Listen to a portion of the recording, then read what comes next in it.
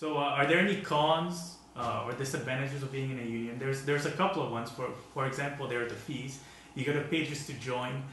For ACTRA, it's $1,600 just to join, and then there are annual fees, union fees that you have to pay every single year that you're in the union.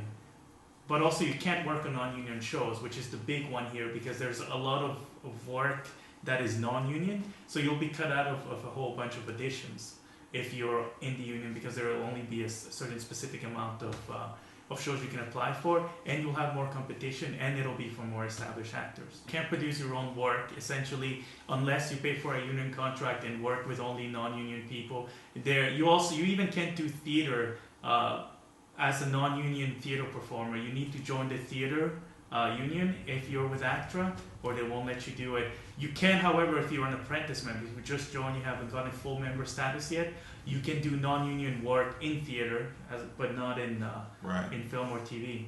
Right, and that in this case in Canada it would be with the Canadian Actors Equity. Yeah. If you're a stage performer who wants to branch into television and film, you can start with your Canadian Actors Equity card. Start with that union, then look at joining ACTRA. And I think for that one, you pay $900 for your Canadian Actors Equity, and then to join ACTRA, if you want to go full union, in both unions, you pay an extra $400, I think it is. $450, yeah, $450. Which saves you a lot of money, I guess.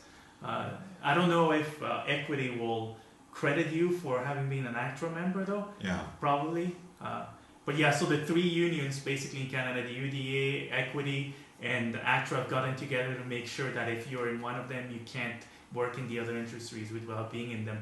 So yeah, so if there's a lot of big names, people who are already known, and you join the union, you'll be going up against established actors for roles, and if the number of roles are less, then you really need more luck, or you really need to wait till the established actors are busy and then get in there. If you have a type of matches, there was a whole story that Richard Gere got in when John Travolta was too busy for American Gigolo. So he was busy, and Richard Gere got that role and got famous, and you hear tons of stories of yeah, but that's different.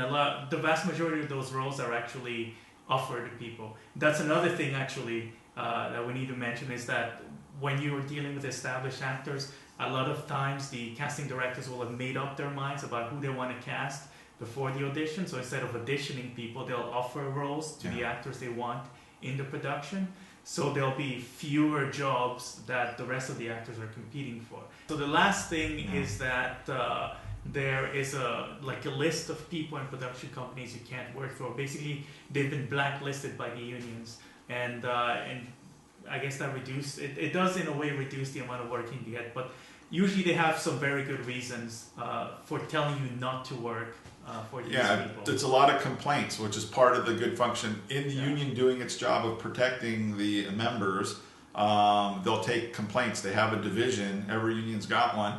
That's people can write in, phone in, email them the complaints that they have about different production companies or anybody who's doing anything shady. And the unions will investigate them, and if they find them to be dubious, they'll put them on this list. Yeah.